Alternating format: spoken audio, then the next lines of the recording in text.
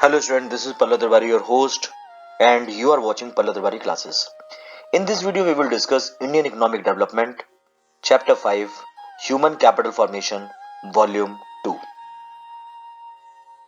In this video, we will discuss the role of education in economic development. We will see the indicators of educational achievements. We will find out the reason for poor education status in India, and we will finally discuss the prospect of education in India. Let us see the role of education in economic development. Education is one of the important sources of human capital formation. In the previous video, we have seen how the education will contribute to the human capital formation. Education imparts technical knowledge and knowledge that increases the productive capacity and productivity of a nation. It also facilitates the process of modernization. With the education, the people opted the modern method of production. It is an essential input. Modernization, it is the essential input, or we can say that education is the essential input for the development process of a nation. It acts as a supplier of quality human capital that facilitate economic growth and development. Let us see the importance of education in the development process of a nation. The first reason we say is that education is important is impart quality skill and knowledge. Education endows people with quality skills, thereby increases their productivity. Consequently, it enhances their earning capacity. Moreover, it also enables human capital to utilize the available physical capital optimally. Because of the education, what happens? The people will be in the position to make use of the physical capital. They are in the position to make use of the machineries properly. Clear? The next reason is how the education is important for the human capital is enhance productive capacities. Education, by imparting technical knowledge, helps in increasing the production scale of the economy. Because of education, what happens? Because of imparting technical knowledge, what happens? The production scale increases. It means we are in the position to increase the production output. Next is education helps in changing the outlook. What it means? It helps an underdeveloped economy to break the tides of traditional cultures, practices, backwardness, and superstitions by making people more aware and rational. Next is it helps in formulating equalitarian society. Education enhances the income earning capacity of the people. Education do what? It increases the earning capacity of the people, and on the other hand, it reduces inequality among the people. So it helps in formulating equalitarian society. Next is raises standard and the quality of living. What it means? Education enhances the earning capacity of the people and thereby helps in raising the standard of the people, and at the same time helps in improving the quality of living of the people. Next is it provides a solution to microeconomic problems. Education alone provides a single solution for all the macroeconomic problems like poverty, inequality, etc. Because of education, the poverty will be removed. Why? Because of education, people will get the job. When the people will get the job, the poverty will be reduced.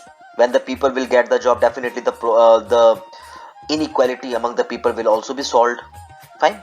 So we can say that it's all the macroeconomic problems. Next is develops mental abilities. Education develops the mental ability of the people and helps them think rationally and intellectually. Education churns out good citizens by inculcating high values in them. Because of education, what happens? The people will develop the high thinking. They will have the principles, do the work in a more rational way. Enhances participation rate. Education fosters economic development. How? By increasing the participation of the people in the process of growth and development. Because of education, what happens, more and more people will be in the position to do the job, they will contribute more in the production process, so the participation rate increases. Next is acceptability of modernization. Educated individuals have greater acceptability of modernization. When the people is educated, they will see the modernization, the positive perspective, and they opted the modern method of production without if and but. Now let us discuss the indicators of educational achievements. Listen, education level of a nation can be judged with the help of various indicators. Some of the important indicators of educational achievements are as follows. Number one, adult literacy rate.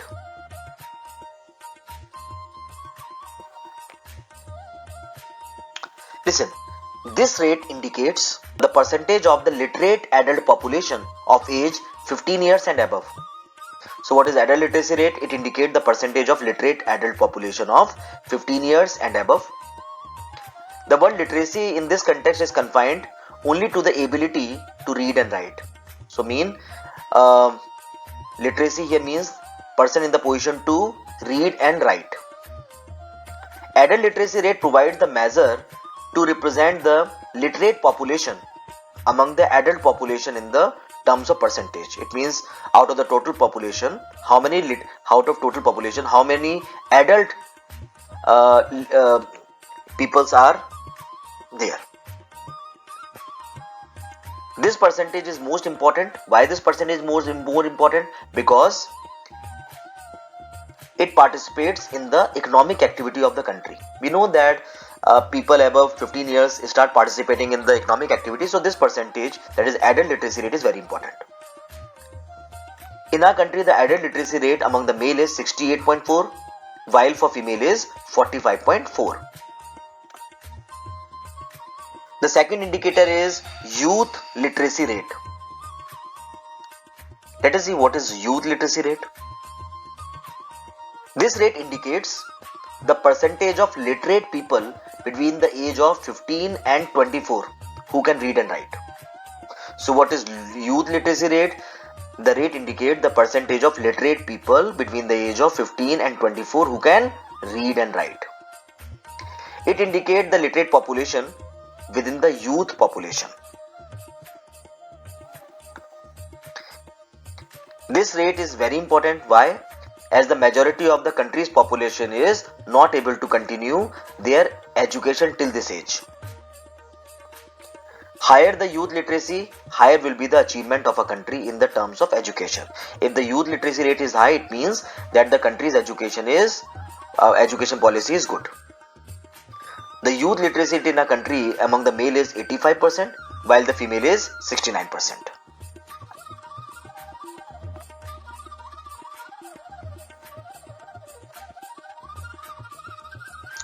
Now let us see the next indicator, that is the primary education completion rate.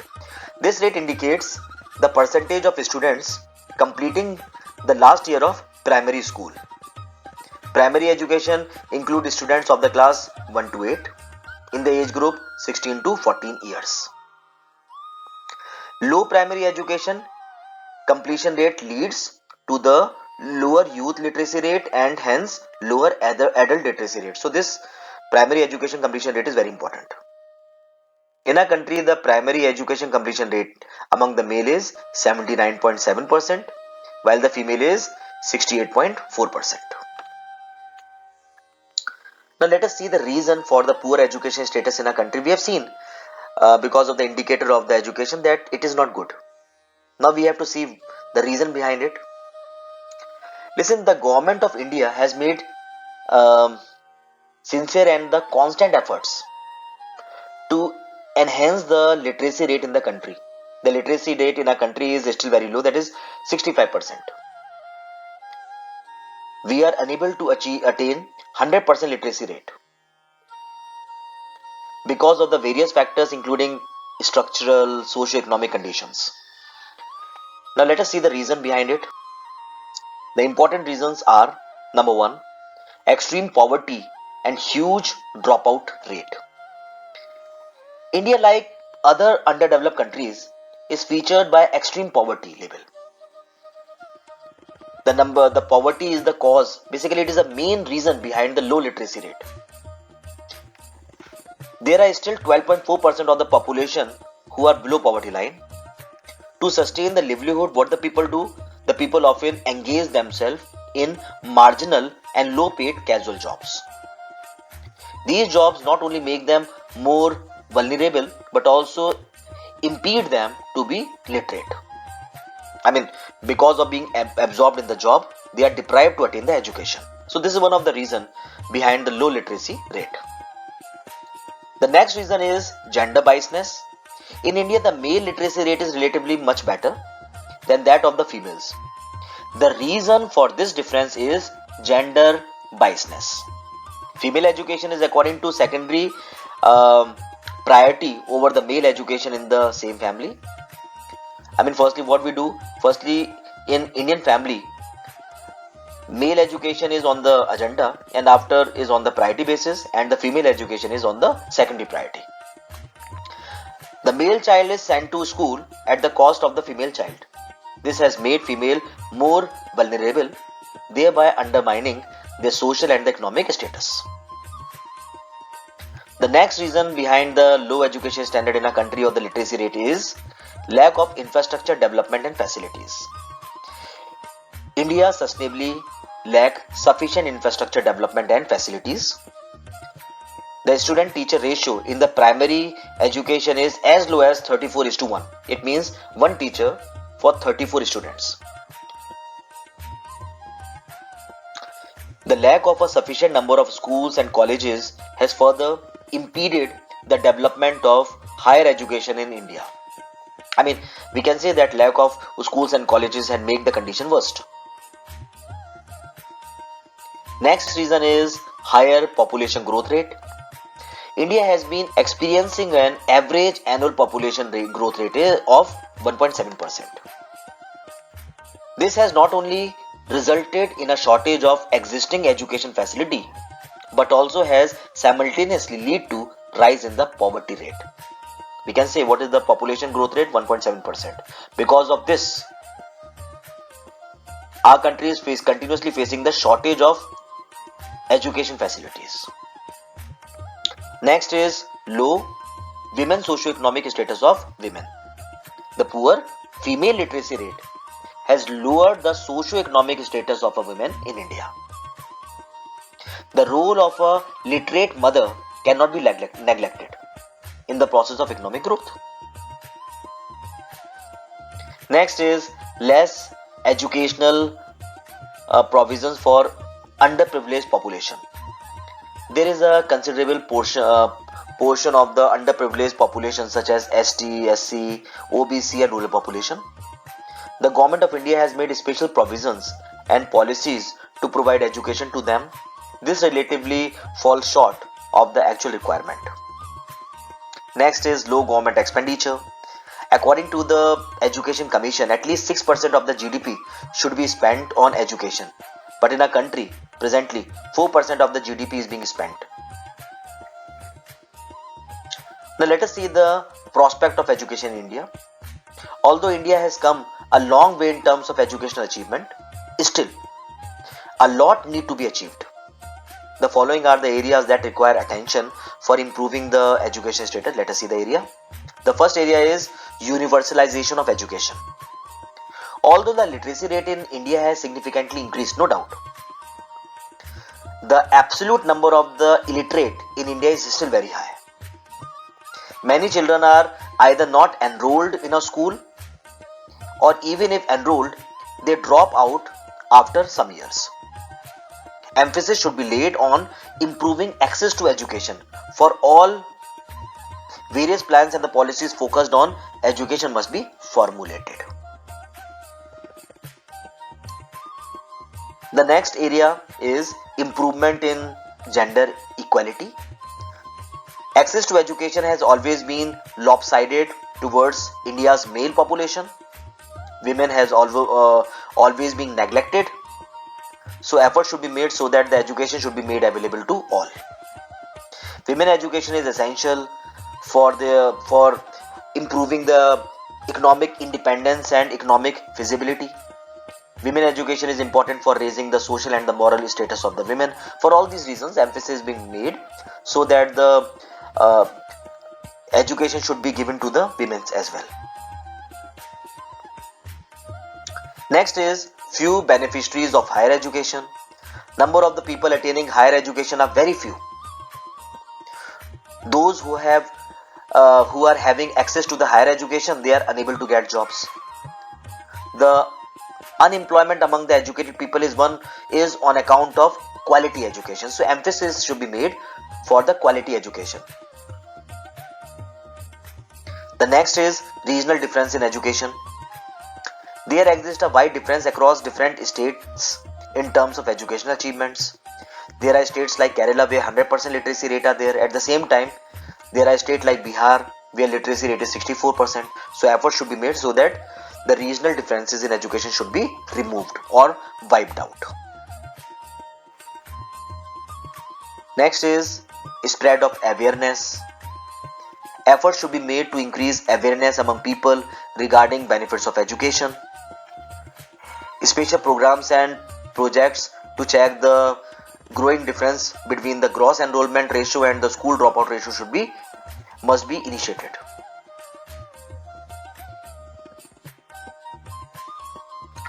Now let us see the important programs, that is a National Literacy Mission.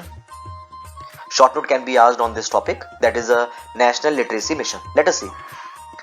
Listen, National Literacy Mission, that is NLM, was set up by the Indian government when on 5th May 1988. National Literacy Mission works under the guidance of the National Literacy Mission Authority. It's an independent wing of the Ministry of Human Resource and Development. What is the objective? Its objective is to promote adult education. A Women Education Council was also established to promote women education in our country. So what is the main motive of National Literacy Mission? To promote adult education. The National Literacy Mission has been recast as Sakshar Bharat. So many times it can be asked, write a short note on the Sakshar Bharat, so don't be confused. So why? Because the National Literacy Mission has been recast as Sakshar Bharat with the central focus on the female education. The programs covers all citizens in the age group of 15 years and above. And remember one thing, the adult literacy rate is very low in our country in the case of the female, that is 45% only. And among the male is 68. The next question which can be asked is Human Development Index. It is a very important topic and short note will be asked on this topic. The question is, what is Human Development Index? Listen, Human Development Index is a summary measure of average achievement in key dominations of human development. A long and healthy life, being knowledgeable and have a decent standard of living. The Human Development Index is a geometric means of the following three dimensions. What are those three dimensions? Number 1, life expectancy at birth, adult literacy and combined gross enrollment ratio. Next is standard of living measured at gross national income per capita. All the three indicators are given equal weightage, that is 1:3 out of 187 countries. India ranks 130 in terms of Human Development Index with a value of 0.609. That's all I have in this video. Thanks for watching. God bless you all. Dear subscribers, if you have not subscribed my channel, please subscribe the channel and don't forget to press the bell icon so that whenever I upload the new video, you get the notification.